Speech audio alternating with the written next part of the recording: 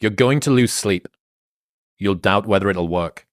You'll stress to make ends meet. You won't finish your to-do list. You'll wonder whether you made the right call and have no way to know for years. This is what hard feels like, and that's okay. Everything worth doing is hard, and the more worth doing it is, the harder it is. The greater the payoff, the greater the hardship. If it's hard, good. It means no one else will do it. More for you.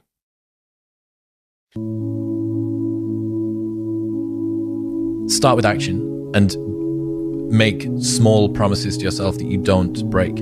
If you had a friend and every single time that you and your friend decided that you were going to go out for dinner, that friend either showed up 2 hours late or didn't show up at all, you would stop trusting that person. That is the relationship that you have with yourself. You need to be able to trust your own word.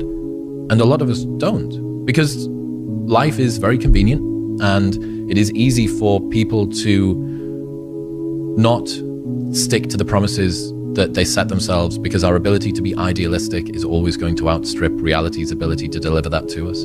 As soon as you posit an ideal, you then begin to compare yourself to that ideal. And true hell is when the person that you are meets the person that you could have been. I think a lot of the pushback that I got from the people around me, some of the people around me, was your behavior is throwing my behavior into sharp contrast. And, this is the lonely chapter, right? This is why the movement away from your existing friend group. This is Neo, you've already been down that road. You know where it leads. You know you don't want to go there. It's all of those things. Reminder that if you want to be exceptional, you're going to be different from everyone else. That's what makes you exceptional. You can't fit in and also be exceptional. Both have discomfort.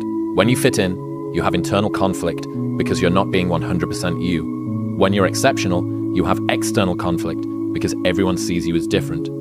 Pick one. When your friends start to say, you've changed, remember it's because they don't know how to say, you've grown. But because, at least for me, I always have such inherent uncertainty of my own opinions and such a sense that everybody else is balanced and actually knows what they're doing, that I give undue weight to the criticisms of others. Oh, maybe they are right. Maybe it is stupid for me to stop drinking. Maybe this does make me boring. Maybe it is pointless for me to do. Like, who even knows if meditation works? Sam Harris, right? Like, all of these doubts that start to creep in, and that, like we were saying before, I was riddled with fake ambitions. My ambitions were fake. They weren't ambition, they were insecurity. Most of our lives are dragged by insecurity and shame. They're not driven by ambition. And it's a tragic truth that most of us are going to have. Our ambitions and our narratives fail us before we realize that they're illusions and mirages and they're false. This is the discomfort that everybody feels, whether you're launching a business or doing personal development or doing all the rest of it. And as opposed to thinking about it as a bug, think about it as a feature. And as opposed to thinking about it as something that's a personal curse that's difficult, think about it as the selection criteria that everybody has to get over. That's the reason why so few people are equanimous and actually have peace in their mind. Because meditation is hard and everyone thinks, am I doing it right? This kind of sucks and I'm twitchy and I'm tired today. Why are so few people in shape? Because going to the gym and sticking to the gym is difficult. Maybe it's a tiny bit easier for some people that like it than others, but for most people, most of the time, it's really, really hard. Thinking about the challenges that you need to face is just a selection criteria. The cost of doing business, right? This is just the cost of doing business, and I need to pay it. If they don't have what you want, don't listen to what they say. There's no greater waste of time than justifying your actions to people who have a life you don't want. You need to do something that is worthy of being prideful about, right? What would have had to have happened in a week for you to look back on that week with pride? Okay, maybe stop breaking promises to yourself. When you say, I'm going to wake up tomorrow at 7 a.m., and when the option comes to hit the snooze button, don't do it. There's one win that you've got for the day. That's action, right? There's a list of things that are not doing the thing. So here is a list of things that are not doing the thing. Preparing to do the thing isn't doing the thing. Scheduling time to do the thing isn't doing the thing. Making a to-do list for the thing isn't doing the thing. Telling people you're going to do the thing isn't doing the thing. Messaging friends who may or may not be doing the thing isn't doing the thing. Writing a banger tweet about how you're going to do the thing isn't doing the thing. Hating on yourself for not doing the thing isn't doing the thing.